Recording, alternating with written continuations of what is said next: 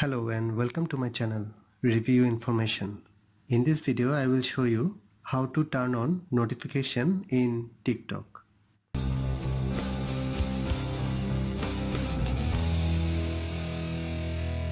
Go to the TikTok app from your apps list.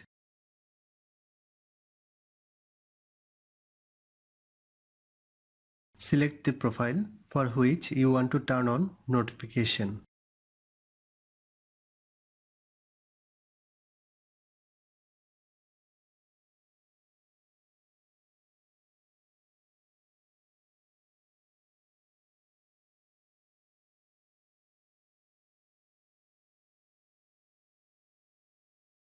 Tap on the three vertical dot at the top right corner of this profile.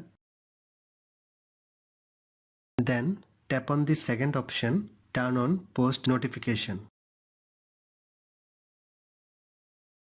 That's it. From now on, whenever this person posts a video, you will get a notification instantly. That is how you can turn on notifications in TikTok. Thanks for watching. Hope you guys enjoyed my video. Please subscribe my channel for more videos. Goodbye.